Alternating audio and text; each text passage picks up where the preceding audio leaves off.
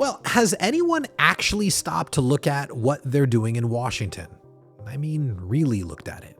Again, not the press releases and not the talking points from the administration, just the facts. Now, they've told you that the USMCA, right, that big fancy schmancy trade deal, was going to bring stability to North America, specifically, right, our backyard, America. That's what they said. And it was supposed to be this massive win, they told us. But have you noticed that the supply chain seemingly is more broken today than it was before they signed the damn thing? So why could that be? Well, it's a fair question if you're asking yourself. But if you're asking DC, they're going to look at you like you're crazy. They want you to think it's overly complex. They want you to think it's a question of geopolitics. What if I told you that it's not? Maybe it's just theft. So wait, let's back up a few steps. So what actually happened, right? The USMCA has a built-in review process, right? Every year, you got to prove that you're still sort of playing nice at the table. Well, this month, the US side basically said, we're good. No thanks. We're not signing. And again, that's not a clerical error, right? It's a signal. They want to force companies to move their factories. Where? Well, back to the United States. But of course, the people at the Department of Commerce wouldn't know that. They've never been to an actual job site. They call it market efficiency. I call it robbery. So I've seen it at the factory level, right? You go and you talk to guys in manufacturing. They've got raw parts sitting in a warehouse in Monterrey, Mexico. They can't get them across the border. So why? Because the paperwork changed overnight. Right? It's not a supply chain issue. It's a political chokehold, right? They're using trade as a weapon, and it's a way to force you to bend to the knee of DC. Actually, scratch that. It's probably even worse. They don't want you to move. They want you to stay stuck, right? Stuck right in the middle. Because if you're stuck in the middle, you pay them basically for this privilege to exist. Now, think about the leverage ratios on a standard mid-market credit facility, right? You've got covenants. You've got debt to EBITDA requirements. And when the supply chain locks up, right, when your parts are basically stuck at the border, your inventory turnover tanks, right? Then your cash flow dips. And then what happens? Well, you breach your covenant. And then the bank's calling you. Hey, what's going on over there? Pay up or hand over the keys, right? It's a classic squeeze. But the government is the one who's tightening the screw. And again, I don't even know why I'm surprised by this. If you are, then you're one up on me, right? They view your business as a line item on a spreadsheet in an office where no one's even touched a machine part. Now they see this Mexican factory, right? They see a way to leverage a trade war, right? You see a contract, you see a deadline.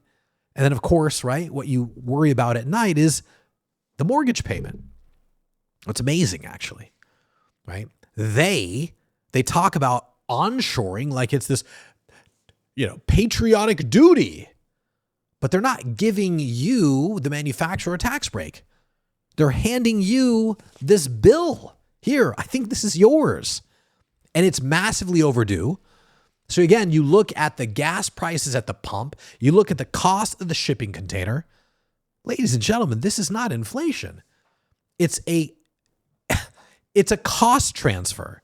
They're transferring the cost of their trade games onto your balance sheet. And I get it, right? Like I tend to get into the weeds and I lose people, but let me put it to you differently, maybe more simplistically. You've got a shipment of specialized fasteners and they're sitting on a truck and that truck's sitting in a line and that line's not moving. Does that sound to you like a policy decision? That's your payroll sitting in a parking lot. That's your kid's tuition sitting parked in a truck at the border. Now, again, maybe I'm crazy, but why are we letting them do this? They want you to guess, right? They want the rules to be vague. And again, vague rules mean they can pick up the winners and they can pick out the losers. And if they don't like you, you get an audit. You get a custom delay, right? Or if you're a friend of the administration, your trucks are going through the green lane. Don't talk to me about trade deficits. I don't want to listen, right? I want you to understand that this is about somebody playing games, deciding which company gets to survive the next quarter, right? They're playing chess with your life. This is like Survivor, where your business is the contestant. And if you get kicked off the island, you're dead. They're playing chess with your life. They're playing Russian roulette. And the worst part is they don't run out of bullets, right? And then all of us are too busy or too distracted because we're watching these cable news networks, right? The CNN, the Fox Newses of the world. And we got this political theater going on, right? This bread and circus. And we don't even notice that the board's being flipped on us.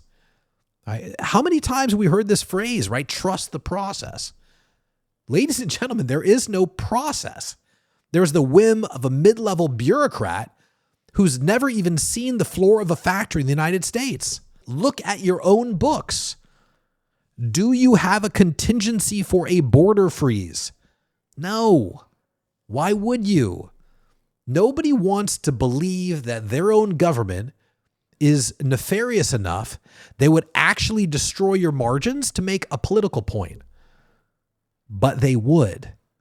And they are. Now, I've put the link to the actual trade negotiation dockets in the description of this video. Read them, right? Or don't. But, if you don't, then you're essentially like giving away your freedom to some mid-level bureaucrats in DC, again, who don't care about your business. Don't let a PR person summarize these dockets for you. Read the PDF, right? That nobody in Congress actually reads. See the language they're using to trap you, to trap your business, to trap your livelihood. When you see the loophole that they're building for themselves, you're going to realize this isn't a trade deal. It's a siege. So a question for you. How long are we going to keep paying them to hold the gate shut?